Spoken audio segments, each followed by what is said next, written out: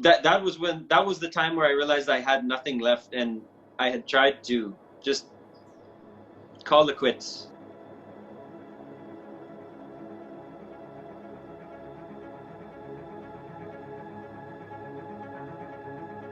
A lot of you are familiar already with the One in God project, which is a project to unite humanity in Christ consciousness.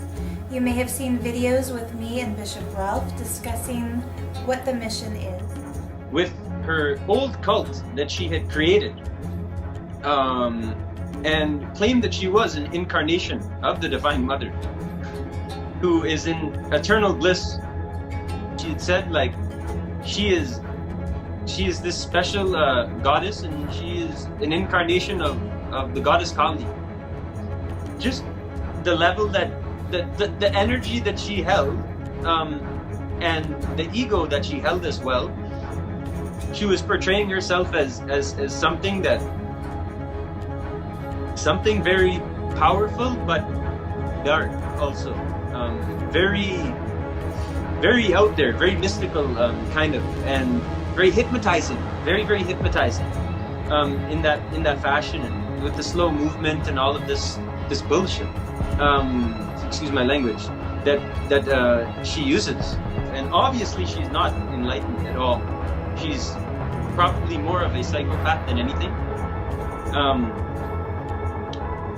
It's just incredible how her whole life. This is a very dangerous person to be alive on the planet Earth, in my opinion. It got to the point where, as I have already told, where everything she made me do, everything, my entire life was built around her. So whenever I would come back to a feeling of myself, and I'm still getting what I feel is my me back. What I feel is what people call as Luke back. And so whenever I would come back into myself, Luke, being Luke, out of her mind control and out of her game, I felt, oh my God, my life, everything is taken away and destroyed, and I'm totally under control. I don't think there's any hope. I didn't feel as though there was any sort of way out of this. She had said she would curse me if I left. So if I leave, there's no way. If I go, you can understand, with a mind that was just being constantly drilled with just powerless cognitions, I would then just feel so low in my life, and to the point where I said, oh my God, there's nothing left. I'm totally a slave, and just awful. Just awful. My whole life was centered around her, and basically I had to bow down to her in every aspect of my life.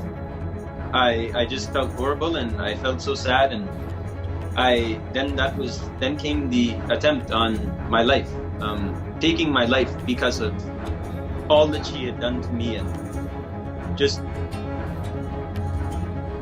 that was the time where I realized I had nothing left, and I had tried to just call it quits. And luckily I didn't. Luckily I had just I guess I may have not had the guts or whatnot, but just coming to this point from being totally healthy as a young boy and not even depressed. I never had an ounce of depression. I never had an ounce of any sort of psychological whatnot. I never had to deal with in my life. I was always very, very happy and blissful. So when this came, I was just feeling like everything was taken away, and that's basically all I can say. It just felt like nothing was left.